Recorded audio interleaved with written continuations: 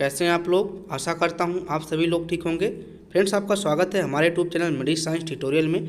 Friends, इसमें हम preparation कर रहे हैं SGPGI से जो वैकेंसी निकली हुई है लैब टेक्नीशियन और जूनियर लैब टेक्नीशियन की। फ्रेंड्स, ये जो हमारा लेक्चर है ये हमारा आज का 8वां लेक्चर है। इससे पहले हमने 7 लेक्चर को ले रखा है। 7 लेक्चर में हमने यहाँ पे बायोकेमिस्ट्री, माइक्रोबायोलॉजी और हेमेटोलॉजी के प्रश्नों को हल किया है और 1-2 लेक्चर जो हमारे हैं वो भी मिक्स क्वेश्चन से किए गए हैं। तो फ्रेंड्स, जो हमारा ये 8वां लेक्चर है ये भी मिक्स क्वेश्चन है, यानी कि जो सिलेबस है वहाँ से आपके कई जो आपके टॉपिक्स हैं उनको यहाँ पे मिक्स किया गया है। तो फ्रेंड्स, यहाँ पे टोटल हमारे जो क्वेश्चन हैं यहाँ पे 30 क्वेश्चन है, यानी कि 30 प्रश्नों को आज हम हल करेंगे। फ्रेंड्स, 2 दिन से लेक्चर नहीं आ पा रहे थे क्योंकि कुछ बिजी शेड्यूल था इस समय, इसलिए लेक्चर नहीं आ पा रहे थे। आज के दिन हम लेक्चर लेकर आए हैं और फ्रेंड्स आज का लेक्चर बहुत ही इंपॉर्टेंट है, आप इसको देखें। और फ्रेंड्स, अगर आप यहाँ पे टेलीग्राम चैनल नहीं ज्वाइन किए तो ज्वाइन कर लीजिए। यहाँ पे जो आपका यहाँ पे क्विज पोल लगाया जाता है, कोई भी लेक्चर लिया जाता है उसका PDF जो होता है वो वहाँ पे प्रोवाइड किया जाता है और साथ साथ में जो क्विज पोल होता है फ्रेंड्स उसको भी वहाँ पे अपलोड किया जाता है, जो कि आपके परीक्षा के लिए और आपके नॉलेज के लिए और भी बेहतर हो सकता है। तो चलिए फ्रेंड्स, आ जाते हैं अपने प्रश्नों पर। फ्रेंड्स, यहाँ पे जो पहला प्रश्न हमारा कह रहा है कि blood is which type of tissue, यानी कि जो हमारा ब्लड होता है ये किस प्रकार का टिश्यू होता है। तो फ्रेंड्स, जो ब्लड होता है एक प्रकार का कनेक्टिव टिश्यू होता है। क्या होता है? कनेक्टिव टिश्यू होता है। तो फ्रेंड्स, ऑप्शन में यहाँ पे कनेक्टिव टिश्यू दिखाई दे रहे हैं सी में, तो इसको हम सही करेंगे। लेकिन अगर थोड़ा सा और इसको डिफाइन करें तो ये क्या हो जाता है? लिक्विड कनेक्टिव टिश्यू हो जाता है, क्योंकि ये लिक्विड के फॉर्म में हो जाता है। तो लिक्विड कनेक्टिव टिश्यू होता है हमारा क्या? ब्लड। ठीक है, तो इस प्रकार से अगर क्वेश्चन आए कि ब्लड किस प्रकार का टिश्यू है तो एक प्रकार का लिक्विड कनेक्टिव टिश्यू होता है। ठीक है फ्रेंड्स, चलिए फ्रेंड्स आ जाते हैं अपने नेक्स्ट क्वेश्चन पे। नेक्स्ट हमारा यहाँ पे है कि mycoplasma are different from other bacteria by, यानी कि अगर हम माइकोप्लाज्मा और बैक्टीरिया को डिफरेंस करेंगे तो क्या क्या अंतर हो सकते हैं। तो फ्रेंड्स, अगर हम माइकोप्लाज्मा की बात करें और बैक्टीरिया की बात करें तो जो मेन डिफरेंट होता है इनके सेल वॉल में होता है। माइकोप्लाज्मा में कोई सेल वॉल नहीं पाया जाता है और जबकि जो बैक्टीरिया होते हैं इनके अंदर सेल वॉल पाया जाता है। ठीक है, अब फ्रेंड्स जो हमारे ऑप्शन है यहाँ पे लिखे हुए हैं presence of chitin in cell wall, presence of teichoic acid in cell wall, presence of lipoprotein in cell wall. तो फ्रेंड्स, ये तो तीनों करैक्टर हैं आपके किसके हैं? बैक्टीरिया के हैं। ठीक, अब ये अलग अलग प्रकार के बैक्टीरिया हो सकते हैं, किसी में आपका काइटिन होगा, किसी में आपका टिकोइक एसिड होगा और किसी में लिपोप्रोटीन होगा। ठीक है, अलग अलग बैक्टीरिया हैं, ज़्यादातर आपके लिपोप्रोटीन पाए जाते हैं, लेकिन कुछ ऐसे हैं जो टिकोइक एसिड पाए जाते हैं। अब आप कमेंट करके जरूर बताइएगा कि कौन ऐसे बैक्टीरिया होते हैं जिसके अंदर टिकोइक एसिड पाया जाता है। फ्रेंड्स, यहाँ पे हम स्टेन भी करते हैं तो इसी के आधार पे करते हैं, आपको समझ में आ रहा होगा ऐसे कौन से बैक्टीरिया होते हैं जिनके अंदर टिकोइक एसिड पाया जाता है इनके सेल पर। तो फ्रेंड्स, यही जो डिफरेंट होता है कि जो माइक्रोप्लाज्मा होते हैं और बैक्टीरिया होते हैं, तो जो माइक्रोप्लाज्मा होते हैं इन पे ऑप्शन साफ सेल वॉल पाया जाता है और इनके पास सेल वॉल पाया जाता है और अलग अलग प्रकार के सेल वॉल इनके बने होते हैं, वो अपनी अलग जगह पे बात है, लेकिन यहाँ पे जो मेन डिफरेंट है इनके सेल वॉल पे है। तो option of cell wall itself, यानी इनके पास सेल वॉल नहीं पाया जाता है। तो ऑप्शन नंबर यहाँ पे जो आपका 4 नंबर यानी कि डी है ये सही जाएगा। ठीक है, चलिए फ्रेंड्स आ जाते हैं अपने नेक्स्ट क्वेश्चन पे। नेक्स्ट हमारा यहाँ पे the different of plasma and serum is that plasma, यानी कि अगर आप सीरम और प्लाज्मा के अंतर्गत डिफरेंट देखें तो प्लाज्मा में क्या चीज़ ऐसा होगा जो कि सीरम में नहीं पाया जाएगा। तो फ्रेंड्स, यहाँ पे भी डिफरेंट देख लेते हैं थोड़ा सा प्लाज्मा और सीरम में। इसका जो लेक्चर है हमने सेपरेट लेक्चर ले रखा है, अगर आप देखना चाहते हैं तो लिंक हम डिस्क्रिप्शन बॉक्स में डाल देंगे। आप सीरम और प्लाज्मा में जो मेन अंतर है उनको आप देख सकते हैं। लेकिन यहाँ पे हम मोटा मोटा बता दें कि जो फ्रेंड्स प्लाज्मा होते हैं इसमें सारे क्लॉटिंग फैक्टर पाए जाते हैं, सारे क्लॉटिंग फैक्टर पाए जाते हैं, बस केवल कैल्शियम को छोड़कर। ठीक है, कैल्शियम आयन नहीं पाया जाता है या फिर कैल्शियम जो क्लॉटिंग फैक्टर होता है ये नहीं पाया जाता है और जितने भी क्लॉटिंग फैक्टर होते हैं ये पाए जाते हैं, लेकिन सीरम में कोई भी क्लॉटिंग फैक्टर नहीं पाया जाता है। ठीक है, तो मेन डिफरेंट तुम्हारा यही हो गया। और फ्रेंड्स, यहाँ पे जो ऑप्शंस भी हैं यही दिए हैं कि डज नॉट कंटेन फाइब्रोनोजन और has more water containing fibrinogen. तो फ्रेंड्स, जो प्लाज्मा होता है ये कंटेन करता है फाइब्रोनोजन। तो फ्रेंड्स, इसके सापेक्ष देखना है कि प्लाज्मा में क्या पाया जाएगा, तो प्लाज्मा में यहाँ पर कंटेन फाइब्रोनोजन होगा। ठीक है, अगर यहाँ पे सीरम भी पूछता फ्रेंड्स कि सीरम में क्या होता तो यहाँ पे आपका आंसर ए जाता कि डज नॉट कंटेन फाइब्रोनोजन, लेकिन पूछा है प्लाज्मा के सापेक्ष तो कंटेन फाइब्रोनोजन। ठीक, तो ऑप्शन नंबर यहाँ पे जो सी है वो सही जाएगा, क्योंकि यही डिफरेंट होता है प्लाज्मा और सीरम में। अगर प्लाज्मा से तुलना किया जाए सीरम की तो प्लाज्मा में आपके कंटेनिंग फाइब्रोनोजन होगा। ठीक है, चलिए फ्रेंड्स आ जाते हैं अपने नेक्स्ट क्वेश्चन पे। नेक्स्ट हमारा है कि new methylene blue reagent is use for staining of which blood cell.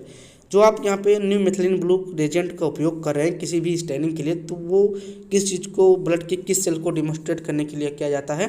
तो फ्रेंड्स आपने सुना होगा कि जो रेटिकुलोसाइट्स होते हैं तो ये आपके मेथिलीन ब्लू द्वारा यहाँ पे स्टेन होते हैं। जब आप यहाँ पे इनका यहाँ पे जब इनका स्लाइड प्रिपेयर करते हैं तो इसमें आप मेथिलीन ब्लू का उपयोग करते हैं और उसके द्वारा जो आपके रेटिकुलोसाइट होते हैं वो आपके क्या हो जाते हैं, शो हो जाते हैं। अब हम बात करें यहाँ पे रेटिकुलोसाइट क्या होते हैं, तो रेटिकुलोसाइट क्या होते हैं, न्यूली फॉर्म ऑफ आरबीसी होते हैं, न्यूली फॉर्म ऑफ आरबीसी होते हैं और ये क्या होते हैं, इमेच्योर होते हैं। ठीक है, रिबन फॉर्म में पाए जाते हैं और इनका 2 से 3 दिन में इनकी मेच्योरिटी हो जाती है और शुरू में क्या होते हैं, इमेच्योर फॉर्म में होते हैं। ठीक है, तो फ्रेंड्स ये क्वेश्चन ये भी है कि अगर आप इसको थोड़ा सा और डिफाइन करें तो न्यू मिथाइल ब्लू की जगह पे आप यहाँ पे क्या कर सकते हैं, सुप्रावाइटल स्टेन कह सकते हैं, सुप्रावाइटल स्टेन। ठीक है, सुप्रावाइटल स्टेन क्या होता है कि एक प्रकार का ये लिविंग सेल को क्या करता है, लिविंग सेल को ये डेमोन्स्ट्रेट करता है या फिर इसको शो करता है। ठीक है, तो सुप्रावाइटल स्टेन होते हैं, इसमें आपका मेनो मिथाइलिन ब्लू पड़ा होता है। तो यहाँ पे जो आंसर है फ्रेंड्स, यहाँ पे देख लेते हैं कि न्यू मिथाइलिन ब्लू रिएजेंट जो यूज होता है वो हमारे रेटिकुलोसाइट्स को देखने के लिए या फिर इनका डेमोन्स्ट्रेट करने के लिए हम उपयोग करते हैं। तो ऑप्शन नंबर यहाँ पे ए सही जाएगा। ठीक, चलिए फ्रेंड्स आ जाते हैं अपने नेक्स्ट क्वेश्चन पे। Gram staining was introduced by which scientist, यानी कि जो आपका ग्राम स्टेनिंग है उसका इंट्रोड्यूस किसने किया था, उसका खोज क्या किसने किया था, एक तरह से समझ लीजिए। तो फ्रेंड्स पूरा नाम होता है ग्राम स्टेनिंग के खोजकर्ता का हैंस क्रिश्चियन ग्राम, लेकिन यहाँ पे हैंस नहीं लिखा हुआ है तो क्रिश्चियन ग्राम लिखा हुआ है। तो ऑप्शन नंबर जो सेकंड है ये सही जाएगा। जो हैंस क्रिश्चियन ग्राम थे इन्होंने सबसे पहले ग्राम स्टेनिंग का खोज किया था। अब उसमें जो 2 प्रकार के बैक्टीरिया होते हैं इनको डेमोन्स्ट्रेट करते हैं, एक ग्राम पॉजिटिव होते हैं और एक क्या होते हैं, ग्राम नेगेटिव होते हैं। ठीक है, चलिए फ्रेंड्स आ जाते हैं अपने अगले क्वेश्चन पे। अगला क्वेश्चन हमारा है कि when WBC are counted manually by Turk reagent blood is diluted by ratio. Friends ये कह रहा है कि जब आप ट्रक रेजेंट का यूज करते हैं WBC काउंटिंग में और वो भी मैनुअल मेथड में, तो इसमें आपका जो ब्लड और डाइल्यूट का जो रेशियो होता है वो क्या होता है। तो फ्रेंड जो ब्लड होता है वो हम 1 भाग लेते हैं और जो डाइल्यूशन होता है, ठीक है, ट्रक फ्लूइड होता है उसका हम 20 भाग लेते हैं। तो 1:20 इनको कह सकते हैं। तो ऑप्शन नंबर यहाँ पे सही जाएगा आपका ये। ठीक है, अगर फ्रेंड्स यहाँ पे बात करता है WBC ना करके RBC की बात करता, तो RBC में जो डाइल्यूशन यूज करते हैं वहाँ पे क्या यूज होता है, वहाँ पे हेम्स फ्लूइड का यूज होता है। तो हेम्स फ्लूइड हमारा हो जाता है 200, ठीक है, और ब्लड हो जाता है हमारा 1। ठीक है, तो उसका रेशियो हो जाता है 1:200 का। ठीक है, तो याद रखिएगा कि WBC में जो हम डाइल्यूटिंग रेशियो लेंगे 1:20 का होगा और अगर हम RBC के काउंटिंग में लेंगे तो वहाँ पर 1:200 का होगा। ठीक है, चलिए अब आ जाते हैं अपने नेक्स्ट क्वेश्चन पे। नेक्स्ट क्वेश्चन हमारा फ्रेंड्स है the end point of purine metabolism, यानी कि आपका जो प्यूरिन होता है इसका अगर मेटाबॉलिज्म हो रहा है तो इसका एंड पॉइंट क्या होता है। तो फ्रेंड्स इसका जो एंड पॉइंट होता है वो होता है यूरिक एसिड। क्या होता है, यूरिक एसिड होता है। तो ऑप्शन नंबर सी से जाएगा, ध्यान रखिएगा। ठीक, चलिए फ्रेंड्स आ जाते हैं अपने नेक्स्ट क्वेश्चन पे। नेक्स्ट हमारा है कि which is the following chemical test differentiate between staphylococcus and streptococcus. Friends ये कह रहा है कि आप स्ट्रेप्टोकोकस और स्टेफाइलोकोकस को किस केमिकल टेस्ट के द्वारा इसको डिफर करेंगे। तो फ्रेंड्स जो आपका टेस्ट होता है ये होता है आपका यहाँ पे कैटालेज टेस्ट। क्या होता है, कैटालेज टेस्ट। तो आपका ऑप्शन नंबर यहाँ पे क्या सही जाएगा, 20 सही जाएगा। जो कैटालेज टेस्ट होते हैं इनके द्वारा हम स्टेफाइलोकोकस से स्ट्रेप्टोकोकस में डिफरेंशिएट करते हैं। ठीक है, अब कैटालेज टेस्ट को आप डिटेल में जानना चाहते हैं तो कृपया इस पर कमेंट करके बताइए कि सर हमको catalase test, urease test, coagulase test, oxidase test है, इनके आप डिटेल में एक शॉर्ट वीडियो बना दीजिए। तो इनको हम बना दीजिए शॉर्ट, मतलब कि शॉर्ट वीडियो नहीं, मतलब कि थोड़े थोड़े में आप इनको समझा दीजिए। ठीक है, तो चलिए फ्रेंड्स आ जाते हैं अपने नेक्स्ट क्वेश्चन पे। नेक्स्ट हमारा यहाँ पे है कि which of the following immunoglobulin can cross placenta. कई बार पूछा गया प्रश्न है, हमने कई बार इसको सॉल्व भी कराया है और बहुत सिंपल सा प्रश्न है। ठीक है फ्रेंड, जो हमारा कौन सा यहाँ पे इम्यूनोग्लोबिन होता है जो प्लेसेंटा को क्रॉस कर जाता है, यानी कि मदर में अगर पाया जा रहा है ये इम्यूनोग्लोबिन तो फीटस में भी पाया जाएगा। ठीक है, तो फ्रेंड्स इसका जो आंसर होगा वो आपका IgG होगा, क्योंकि IgG जो होता है ये आपका क्रॉस प्लेसेंटा हो जाता है। ठीक है, चलिए फ्रेंड्स आ जाते हैं नेक्स्ट क्वेश्चन पे। नेक्स्ट क्वेश्चन हमारा है कि all of the following are function of blood expect one, यानी कि फ्रेंड्स ये कह रहा है कि ब्लड का इसमें से सब फंक्शन है बस एक को छोड़ के। ठीक है, यानी कि ब्लड के जो 4 ऑप्शंस हैं इनमें 4 में से केवल एक को छोड़ के और सब ब्लड का सही फंक्शन है। तो फ्रेंड देखते हैं यहाँ पे कौन कौन से ऑप्शंस हैं। तो पहला हमारा हार्मोन प्रोडक्शन का है, बफर सिस्टम का है, ऑक्सीजन ट्रांसपोर्ट का है और न्यूट्रिशन एब्जॉर्प्शन का है। तो फ्रेंड देखिए यहाँ पे जो न्यूट्रिशन ऑब्जर्वेशन करता है, यानी कि इसको ऑब्जर्व करता है, न्यूट्रिएंट जो मटेरियल होते हैं। ऑक्सीजन का ट्रांसपोर्ट करता है, ठीक है, ये भी सही है कि हमारा जो फेफड़ा होता है यहाँ से आपका ऑक्सीजन हृदय के द्वारा बाई हृदय आपके टिश्यू लेवल तक पहुँचाता है। बफर सिस्टम का भी काम करता है, ये भी सही है। लेकिन जो फ्रेंड्स यहाँ पे आपका दिया हुआ है हार्मोन प्रोडक्शन का, ये नहीं करता है। तो ऑप्शन नंबर यही सही जाएगा ये, क्योंकि यहाँ पे ये पूछा है कि एक को छोड़ के, तो इसी को हार्मोन प्रोडक्शन को छोड़ के और सभी का ये क्या करता है, इसका फंक्शन है, ठीक है, ब्लड का। ठीक फ्रेंड्स, चलिए आ जाते हैं नेक्स्ट क्वेश्चन पे।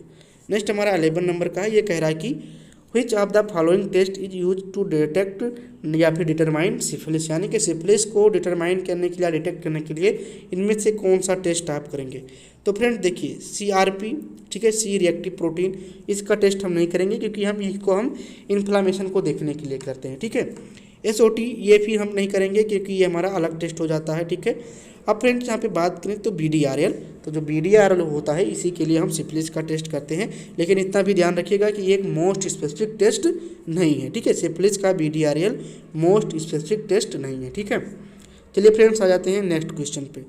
नेक्स्ट क्वेश्चन हमारा कि one of the following is majeure cation found in extracellular fluids. Friends देखिए यहाँ पे जो क्वेश्चन कह रहा है कि जो आपके यहाँ पे ऑप्शंस में दिए हैं सोडियम, पोटेशियम, मैग्नीशियम, जिंक, इनमें से कौन मोस्ट मेजोर है, मेजोर कैटायन है जो कि एक्स्ट्रासेलुलर फ्लूइड के रूप में पाया जाता है। तो फ्रेंड देखिए चारों आपके यहाँ पे क्या है, कैटायन है, लेकिन मेजोर कैटायन की बात करें जो कि एक्स्ट्रासेलुलर फ्लूइड के रूप में पाया जाता है तो ये होता है सोडियम, ठीक है। चलिए फ्रेंड्स आ जाते हैं नेक्स्ट क्वेश्चन पे। नेक्स्ट हमारा यहाँ पे है कि immunoglobin are which type of protein in nature, यानी कि आपका जो इम्यूनोग्लोबिन होता है ये किस प्रकार का प्रोटीन होता है नेचर के रूप में। तो फ्रेंड्स ये किस प्रकार का होता है, ये फ्रेंड्स गामा ग्लोबिन के रूप में होता है। तो इसका ऑप्शन नंबर C सही जाएगा, ठीक है। चलिए नेक्स्ट क्वेश्चन को देखते हैं। नेक्स्ट हमारा यहाँ पे है कि एंट्रोवस वर्मिकुलस इज आल्सो नोन एज। तो फ्रेंड्स जो हमारे वर्मिकुलस होते हैं इनको हम पिनवार्म के रूप में भी जानते हैं। तो सीधा सीधा आपका आंसर नंबर 1 सही जाएगा, पिनवार्म, ठीक है। चलिए नेक्स्ट क्वेश्चन देखते हैं फ्रेंड्स। नेक्स्ट क्वेश्चन हमारा यहाँ पे कह रहा है कि which is the following hormone directly regulate blood glucose level. Friends बहुत ही अच्छा क्वेश्चन है कि यहाँ पे कौन सा हार्मोन है जो कि जो ब्लड ग्लूकोज लेवल होता है उसको डायरेक्टली क्या करता है, रेगुलेट करता है। तो फ्रेंड्स यहाँ पे बात करें तो हमारे जो पैनक्रियाज होता है, पैनक्रियाज में आपका जो यहाँ पे सेल पाए जाते हैं, लैंगरहैंस की दीपिकाएँ इसको कहते हैं। तो फ्रेंड्स इसमें पाया जाता है आपका इंसुलिन, और इंसुलिन जो होते हैं ये क्या करते हैं, डायरेक्ट आपको ब्लड ग्लूकोज लेवल को क्या करते हैं, रेगुलेट करते हैं, ठीक है। चलिए फ्रेंड्स आ जाते हैं नेक्स्ट क्वेश्चन पे। नेक्स्ट हमारा यहाँ पे है which is the following anticoagulant tube need to collect sample of HbA1c, यानी कि आप HbA1c का टेस्ट करना चाहते हैं तो आप यहाँ पे ब्लड के लिए कौन सा एंटीकोगुलेंट लेंगे जिससे कि आपका ब्लड क्लॉट ना हो। तो फ्रेंड्स यहाँ पे सिंपल सी बात है कि यहाँ पे हम EDTA का उपयोग करेंगे, क्योंकि EDTA का जो मोस्ट कॉमनली टेस्ट होते हैं इसके लिए हम EDTA का ही उपयोग करते हैं। फ्रेंड्स हिपेरिन के लिए ज़्यादातर हम क्या करते हैं, ABG, ठीक है, क्या ABG आर्टेरियल ब्लड गैस, ठीक है। PK6 डिफिशियंसी के केस में इनको हम देखते हैं, ठीक है। तो 2-3 केस ज़्यादा हैं जो आपके हिपेरिन के रूप में दिए जाते हैं, ठीक है। अब यहाँ पे अगर बात करें यहाँ पे सोडियम फ्लोराइड का, तो यहाँ पे हम क्या करते हैं, शुगर का टेस्ट करते हैं, ब्लड शुगर का डायरेक्टली, ठीक है। और अगर यहाँ पे बात करें सोडियम साइट्रेट, यस लिख गया है, साइट्रेट हो गया है, तो सोडियम साइट्रेट के लिए हम 2 प्रकार का उपयोग करते हैं, एक ESR के लिए, एक क्या करते हैं, एक हम करते हैं कि ये प्रोथ्रोम्बिन टाइम, ठीक है, APTT या फिर CTBT जो भी कर रहे हैं इसके लिए हम क्या करेंगे, सोडियम साइट्रेट, यानी कि जो आपके कोगुलेशन फैक्टर होते हैं उनका उपयोग हम सोडियम साइट्रेट के एंटीकोगुलेंट के द्वारा टेस्ट के लिए करते हैं, ठीक है। अब यहाँ पे रेशियो अलग अलग है, रेशियो आप कमेंट करके जरूर बताएं कि ESR के लिए हम सोडियम साइट्रेट कितना लेंगे, और अगर PT APTT ये सब कर रहे हैं यानी कोगुलेशन फैक्टर का टेस्ट कर रहे हैं तो उसके लिए हम यहाँ पे सोडियम साइट्रेट का रेशियो क्या लेंगे, ब्लड और सोडियम साइट्रेट का, ठीक है। चलिए फ्रेंड्स आ जाते हैं नेक्स्ट क्वेश्चन पे। नेक्स्ट क्वेश्चन हमारा यहाँ पे है which is the following parasite does not develop cystic stage, यानी कि जो हमारे सिस्टिक स्टेज होते हैं फ्रेंड्स सिस्ट के रूप में इनका डेवलपमेंट नहीं होता है। तो फ्रेंड्स ये जो आपका यहाँ पे पैरासाइट है वो आपका जो पैरासाइट होता है ये होता है आपका यहाँ पे ट्राइकोमोनास वेजाइनलिस, ठीक है। क्या होता है, ट्राइकोमोनास वेजाइनलिस जो होता है ये फ्रेंड्स क्या होता है, इसका सिस्टिक स्टेज नहीं होता है। सिस्टिक मतलब कि सिस्ट नहीं बनता है। सिस्ट मतलब अगर फ्रेंड्स बात करें तो ये आपका एक आद्य अवस्था होता है आपके कोई भी पैरासाइट या बैक्टीरिया हो, ठीक है, सिस्ट के फॉर्म में, तो इनका कहते हैं आद्य अवस्था, ठीक है। तो जो सिस्ट नहीं बनता है ये आपका ट्राइकोमोनास बिजाइनलिस के रूप में नहीं बनता है, ठीक है। चलिए फ्रेंड्स आ जाते हैं अपने नेक्स्ट क्वेश्चन पे। नेक्स्ट हमारा है कि ये blood donor who recently diagnose positive HbSAg should be different for how long, यानी कि फ्रेंड्स ये कह रहा है कि एक ब्लड डोनर है, उसको रिसेंटली HbSAg पॉजिटिव आया है, तो उसको कितने दिनों के लिए उसके डोनेशन नहीं लेंगे, यानी कि ब्लड उससे नहीं लेंगे, या फिर उसको डोनर के रूप में हम नहीं गिनती करेंगे। तो फ्रेंड्स आप इनको परमानेंटली नहीं करेंगे, ठीक है। एक बार आपको HbA1c या फिर HIV या फिर हेपेटाइटिस या फिर HCV ये सब हो जाता है, तो इनको परमानेंटली हम क्या कर देते हैं, बैन कर देते हैं, ठीक है। चलिए फ्रेंड्स आते हैं अपने नेक्स्ट क्वेश्चन पे। नेक्स्ट हमारा है कि which is the following is called bad cholesterol, यानी कि आपका जो कोलेस्ट्रॉल है उसमें से बैड कोलेस्ट्रॉल कौन सा है, तो LDL जो होते हैं बैड कोलेस्ट्रॉल होते हैं, तो ऑप्शन नंबर डी से जाएगा, ठीक। चलिए फ्रेंड्स जाते हैं नेक्स्ट क्वेश्चन पे। Which of the one following test is use to differentiate streptococcus aureus from other streptococcus species. Friends ये कह रहा है कि अगर आप स्ट्रेप्टोकोकस ऑरियस को अदर स्ट्रेप्टोकोकस स्पेसीज से डिफरेंशिएट करना चाहते हैं, तो यहाँ पे आप क्या करेंगे, कौन सा टेस्ट करेंगे। तो फ्रेंड्स इसमें हम जो परफॉर्म करते हैं वो कागुलेज टेस्ट होता है। कागुलेज टेस्ट द्वारा हम यहाँ पे स्ट्रेप्टोकोकस ऑरियस को स्ट्रेप्टोकोकस स्पेसीज के यानी कि अदर स्पेसीज से डिफरेंट करने के लिए करते हैं कि ये स्ट्रेप्टोकोकस ऑरियस ही है या फिर स्ट्रेप्टोकोकस ऑरियस का कोई अदर स्पेसीज है, इसके लिए कागुलेज टेस्ट उपयोग होगा, ठीक है। चलिए नेक्स्ट क्वेश्चन देखते हैं फ्रेंड्स। नेक्स्ट क्वेश्चन हमारा कि haemophilia is a cause by which factor deficiency. तो फ्रेंड्स ये फैक्टर होता है आपका, इसी के द्वारा हमारा जो इसी की डिफिशियंसी से हीमोफीलिया ये काज होता है, ठीक है। चलिए फ्रेंड्स आते हैं नेक्स्ट क्वेश्चन पे। नेक्स्ट 22 का है salmonella and shigella can be differentiate on the base of which test. Friends ये कह रहा है कि अगर साल्मोनेला आपके पास है और सिजेला है, इसको आप डिफरेंशिएट करना चाहते हैं तो किस टेस्ट के द्वारा डिफरेंशिएट करेंगे। तो सबसे पहले हम आपको बता दें जो सिजेला होते हैं ये अनमोटाइल होते हैं या फिर मोटाइल कहते तो नहीं होते हैं, तो ये मोटाइल नहीं होते हैं, ठीक है। तो मोटाइल नहीं होते तो इनके द्वारा मोटालिटी के द्वारा टेस्ट कर लेंगे। जो हमारा साल्मोनेला होगा वो आपका मोटालिटी दिखाई देगा और जो सिजेला होगा उसमें मोटालिटी दिखाई नहीं देगा, ठीक है। चलिए फ्रेंड्स आते हैं नेक्स्ट क्वेश्चन पे। नेक्स्ट हमारा है कि यहाँ पे ammonium oxalate reagent is use for counting of which test. तो 23 नंबर का कह रहा है कि अमोनियम ऑक्सिलेट का आप उपयोग कर रहे हैं, तो ये किस टेस्ट के लिए उपयोग करेंगे। तो फ्रेंड्स इसके लिए हम प्लेटलेट का उपयोग करते हैं, प्लेटलेट काउंट करने के लिए करते हैं, तो यहाँ पे ऑप्शन नंबर 20 आ जाएगा। WBC के लिए हम ट्रक फ्लूइड का उपयोग करते हैं, और अगर यहाँ पे RBC की बात करें तो RBC में हम हेम्स फ्लूइड का उपयोग करते हैं, और रेटिकुलोसाइट के रूप में बात करें तो यहाँ पे हमने क्या बताया था, न्यू मिथाइलिन ब्लू का उपयोग करते हैं। तो न्यू मिथाइलिन ब्लू या फिर सुप्रावाइलेट स्टेन कह सकते हैं इनको डायरेक्टली। चलिए फ्रेंड्स आते हैं नेक्स्ट क्वेश्चन पे। नेक्स्ट हमारा है कि which of the following biochemical test would keep away from light, यानी कि आपका इसमें से कौन बायोकेमिकल टेस्ट है जिसको हम लाइट में ना परफॉर्म करके अंधेरे में इनको परफॉर्म करेंगे, यानी कि लाइट से इनको दूर रखेंगे। तो फ्रेंड्स यहाँ पे बात करें कि जो बिलिरुबिन होता है इसका जो टेस्ट होता है ये विथआउट लाइट किया जाता है, ये कि जो कि आपका एक प्रकार का बायोकेमिकल टेस्ट के द्वारा परफॉर्म होता है। चलिए फ्रेंड्स आ जाते हैं नेक्स्ट क्वेश्चन पे। नेक्स्ट हमारा है कि which one of the following immunoglobulin appear as pentamer, यानी कि जो आपके जो कौन सा यहाँ पे हीमोग्लोबिन है जो कि पेंटामेयर शो करता है। तो फ्रेंड्स ये क्वेश्चन हमने नेक्स्ट वाले अपना लेक्चर जो लिया था उसमें हमने बताया था, लेकिन एक बार फिर बता देता हूँ IgM, ठीक है। जो IgM होता है ये क्या होते हैं, पेंटामर होते हैं, ठीक है। चलिए फ्रेंड्स आ जाते हैं नेक्स्ट क्वेश्चन पे। The solution use to fix a pap smear, यानी कि आपका जो पैप स्मीयर है इसको हम पेपानोकुलस स्टेन भी कहते हैं या फिर पेपानोकुलस स्मीयर भी कहते हैं। तो इसके लिए आप किस प्रकार के सोल्यूशन का उपयोग करेंगे जिससे स्लाइड आपका फिक्स हो जाए।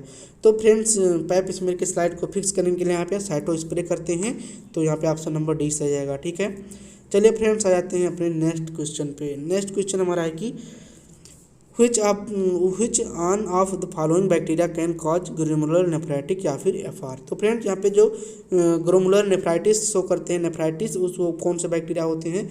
तो फ्रेंड्स जो हमारे बैक्टीरिया होते हैं ये हमारे होते हैं स्ट्रेप्टोकोकस पायोजेंस, तो ऑप्शन नंबर यहाँ पे 20 आ जाएगा, ठीक है। चलिए नेक्स्ट क्वेश्चन देख लेते हैं फ्रेंड्स। नेक्स्ट हमारा which one of the following hormone is produce by pituitary glands, यानी कि आपका ये कौन सा यहाँ पे हार्मोन है जो कि पिट्यूटरी ग्लैंड के द्वारा स्रावित होता है।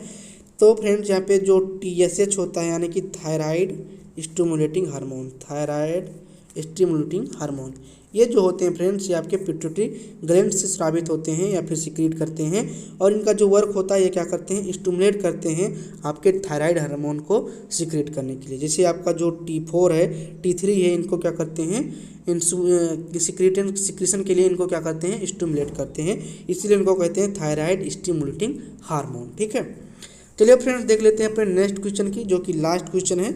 In DIC all of the following test will be show high result expect, यानी कि यहाँ पे एक को छोड़ के और केस में, DIC के केस में और सब जितने भी होंगे वो सारे आपको क्या करेंगे, हाई लेवल पे शो करेंगे, लेकिन एक कम होगा, यानी कि वो हाई नहीं रहेगा, वो अपने नॉर्मल रेंज में होगा। तो फ्रेंड जो DIC होता है इसका फुल फॉर्म होता है डिसिमिनेट इंट्रावैस्कुलर कोगुलेशन। तो डिसिमिनेट इंट्रावैस्कुलर कोगुलेशन के रूप में अगर बात करें तो यहाँ पे फ्रेंड जो प्लेटलेट्स होगा ये नॉर्मल शो करेगा, और जितने भी यहाँ पे टेस्ट हैं यानी कि PT, APTT ये सब हाई शो करेंगे। ठीक है फ्रेंड्स, तो फ्रेंड्स इस प्रकार से आपका जो 29 का क्वेश्चन था ये खत्म हो गया। अब फ्रेंड्स यहाँ पे क्वेश्चन हम पूछना चाहते हैं आपसे, जो कि कमेंट बॉक्स में बताएंगे, और ये टोटल हो जाएगा आपका 30 नंबर, यानी कि एक क्वेश्चन हम डेली आपसे पूछेंगे जो कि लास्ट क्वेश्चन के रूप में रहेगा। तो फ्रेंड्स ये हमारा जो लास्ट क्वेश्चन है इसका हम पूछ रहे हैं जो क्वेश्चन, वो है फ्रेंड्स की जो वान कोसा स्टेन होता है, वान कोसा स्टेन, ये स्टेन कहाँ पे यूज किया जाता है और किस लिए यूज किया जाता है, यानी कि किस चीज़ को डेमोन्स्ट्रेट करने के लिए किया जाएगा और कहाँ, यानी किस लैब में इसका उपयोग किया जाता है।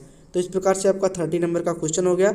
अगर आप यहाँ पे पूरा लेक्चर देखते हैं तो इस लेक्चर का जो लास्ट वाला क्वेश्चन है उसका आंसर आप कमेंट करके जरूर बताइएगा। अगर आपको नहीं आता है तो आप इसको सर्च करिए, समझिए, और उसके बाद में कमेंट बॉक्स में करिए, लेकिन फ्रेंड्स इसका जवाब जरूर दीजिएगा, क्योंकि इससे हमारा मनोबल बढ़ता है कि आप हमारे लेक्चर को देखते हैं, पसंद करते हैं, इसीलिए आप इसको कमेंट करिएगा। तो आज का लेक्चर कैसा लगा कृपया कमेंट करके जरूर बताएं, लाइक करें, और अगर आपके फ्रेंड्स को SGPGI का प्रिपरेशन कर रहा है या फिर कोई अदर लैब टेक्नीशियन का प्रिपरेशन कर रहा है तो इसको आप शेयर कर सकते हैं। चलिए आज के लिए बस इतना ही, थैंक यू।